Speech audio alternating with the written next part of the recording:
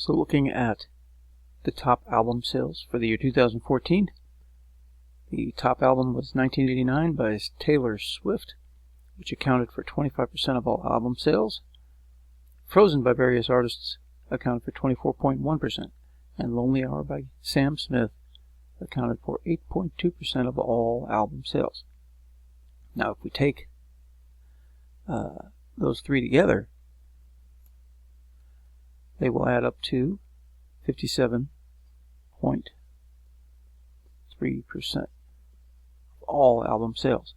Now the question is, what is the probability that an album chosen at random from all albums